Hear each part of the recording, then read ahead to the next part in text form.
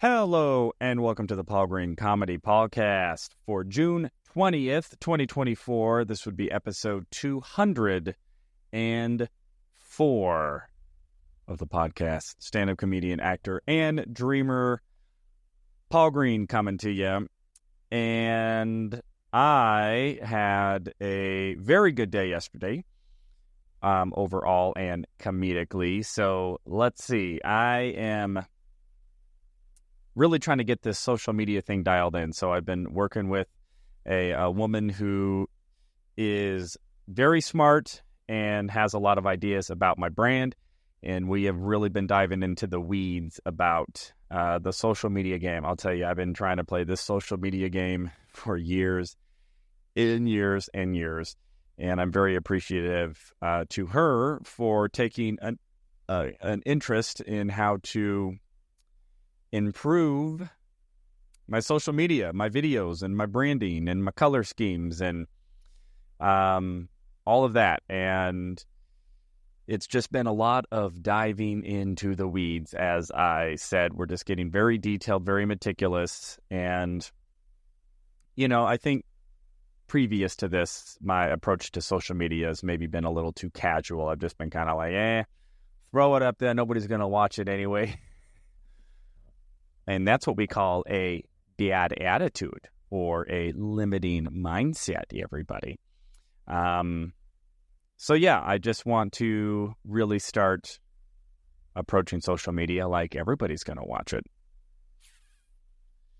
And because of that, I want it to be very consistent with the branding and the videos and all of that. And she has been fantastic in helping me out. We've caught a handful of snags. We tried posting a couple videos, and then they ended up, the way that we had formatted them just didn't quite jive. And so it's been very meticulous, but very good. And we're going to regroup and keep trying. So hopefully we will start seeing a flood of new videos of my stand-up being released.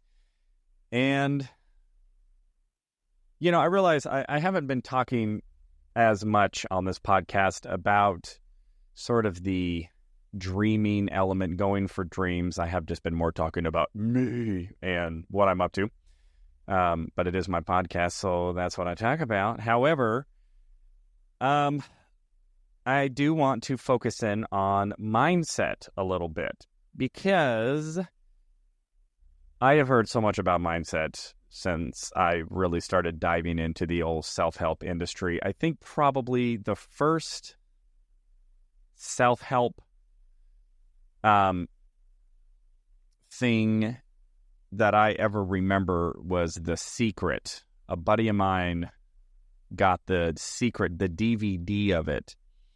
And if you don't know The Secret, it's just sort of this kind of, this like mindset philosophy that was very popular about maybe 20 years ago, I think has it already been 20 years? Yeah, maybe 15, 20 years ago. And the main thesis of The Secret is that thoughts become things. And if you can think it, then you can manifest it in real life.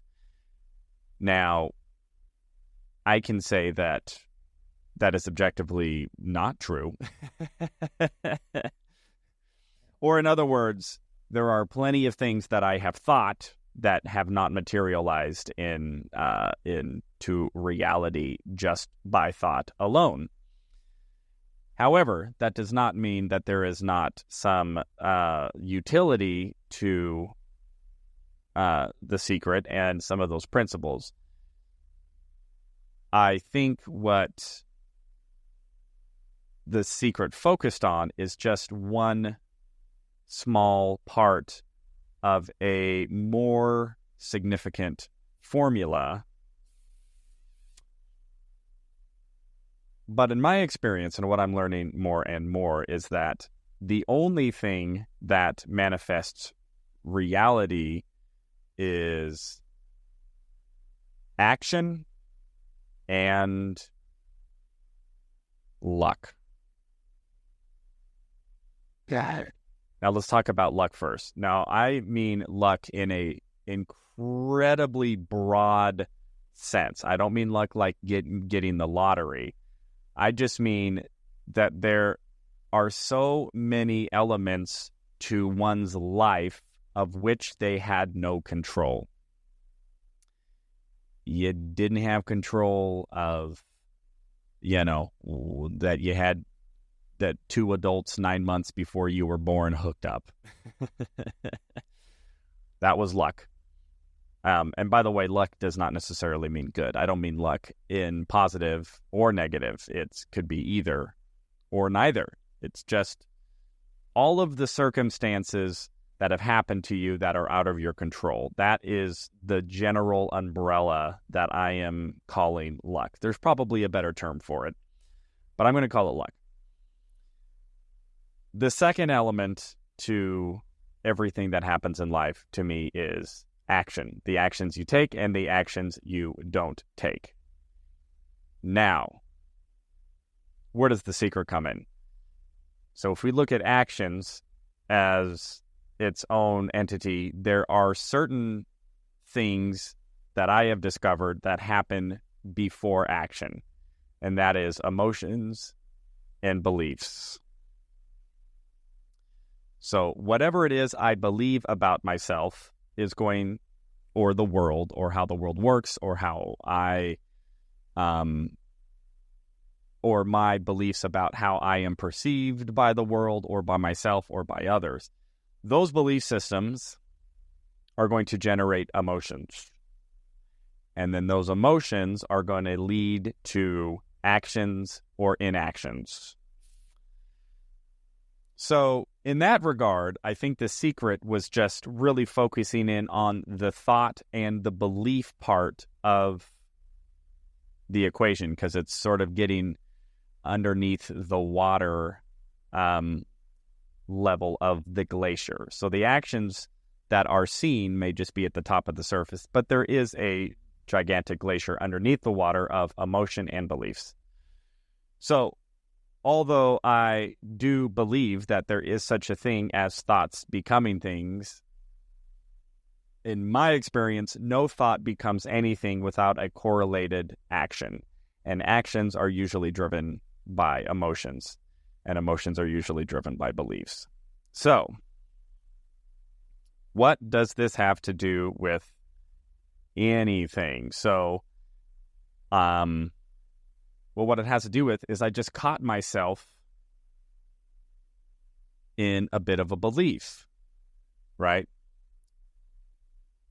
Regarding my social media, which is nobody's going to watch this anyway, right? So if that's my belief, that if that is my thought, then that thought is going to generate a certain emotion, an emotion of apathy, or an emotion of discouragement, or an emotion of, well, it doesn't really matter that much.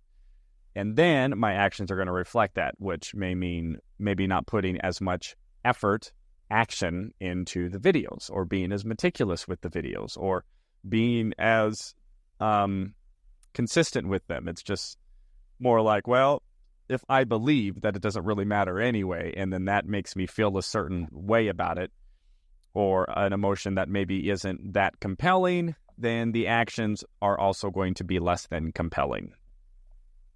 And the actions, combined with luck, create my reality. So, I am working on my inner beliefs about myself and my capacity to have an influence on social media. I'm also working on a lot of other beliefs in a lot of other areas, believe me, but that's just one that I just realized as I was talking that is something that I know that historically I've been, my beliefs perhaps were not serving me. Now, this is where I think the secret can be very powerful. And that is if I can learn to really pinpoint my internal beliefs, just that deeply programmed belief system that has been hardwired into me through whatever reason, through culture or religion or government or friends, family, whatever, all of these beliefs about myself that have been programmed into me, if I have the capacity to get down to that hard drive and identify a belief and go, is that belief serving me? Is that belief really true? Or did I make it up? Or did somebody else make it up and then just got me to believe it? If I can choose to believe something different, which means choosing to think something different, which is, again, a little bit more in the realm of what The Secret was talking about, which is, well, your thoughts do become things, but only if the thoughts lead to the emotions that lead to the actions. And that has been some element that I have been focusing on, while also I've been a lot more focused on taking action towards what it is that I'm claiming that I want. And I think that element right there, the action type, is something that is really missing from The Secret. Secret just sort of had this idea. It's like, oh, just think about it, and then all of a sudden you'll be a millionaire. If you just think, I'm a millionaire, then you're going to just be it. I do not think that that's how it works, because I bet you there are lots of people who think, I'm a millionaire. Oh, I have abundance of money, and I'm healthy, and I have a relationship, and I have a career, and that's great. Think it all you want, but until there has been an equal amount of action to actually create those elements in your life, I don't think it's going to happen just by thinking about it. I could be wrong. This is Paul Green's take on things, and that's why it's the Paul Green Comedy PaulCast and not The Secret. So yeah, I have seen some adjustment in my belief systems, and still working on them. Still got some negative ones in there, but they're getting better. And this whole social media game, I'm really excited about it. And I'm really excited to be working with my friend who is helping me out, because she just is very dedicated, and she seems to care about as much as I do that it is done right. And the first couple of videos that we posted just weren't quite right. And it was like, all right, we're going to delete these, and we're going to tweak, and we're going to try again. And we posted again, and then I was like, oh, I think something's off here. Let's delete, tweak, and post again until we really got it dialed in.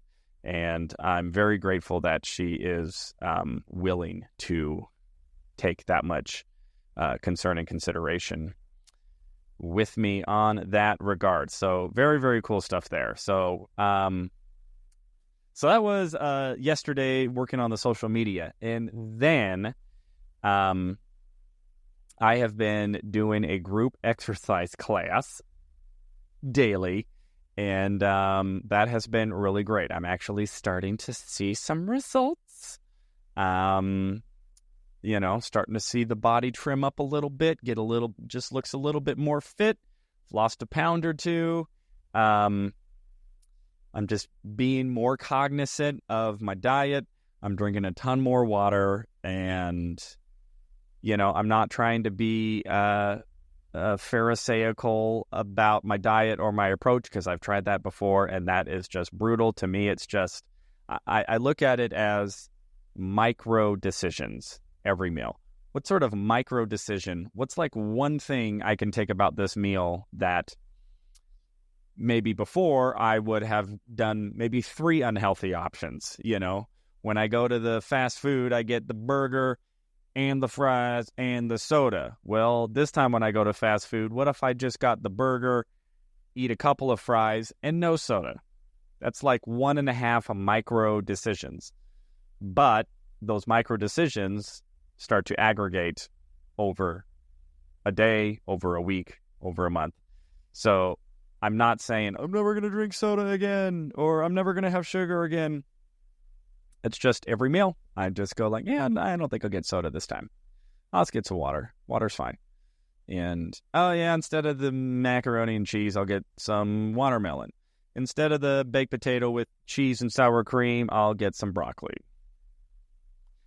Little micro decisions. So that's been very cool. Yesterday we did a boxing class, which is hardly a boxing class. I mean, it was more aerobic than boxing, but that's been very cool. Then, after my exercise class last night, I had an opportunity to do a drop-in set at JP's Comedy Club in Gilbert, and it was really, really great. The audience was awesome. It was a packed house, and the owner graciously let me do 10 minutes of comedy at the end of a showcase. They were having a showcase for newer comics who had been taking the classes there. And then I got to sort of headline and close out the show. So my set overall went very, very well. I have really been trying to pare down and tweak this set to just really get it dialed in. I tried 2 new jokes, I think. No. Well, 1 new bit. Yeah, that's right. I tried 1 new bit. And actually, honestly, it didn't go great. It didn't go bad. I put it near the sort of the end of my set, and I did a lot of the stuff that I've been doing that I know is working really well. So I feel like it did better than maybe the bit actually warranted, just because the audience already liked me. And I was just I was kind of playing with it, but it wasn't really tight. And while I was in it, I'm going, yeah, I don't know if this is it. I don't know if this is a bit that I want to try to work on. But it was fun to try it and get a couple laughs out of it.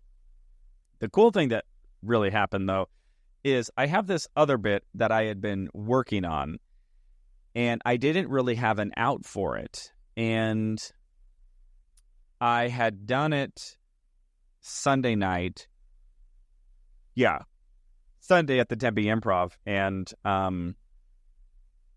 it just kind of like the bit is it's a funny enough bit, but it's not strong enough on its own. I needed like a big kind of way to close it and wrap it up strong to sort of conclude the idea, and I didn't really have that, and so I did that bit, and it just kind of okay, is that it? Okay.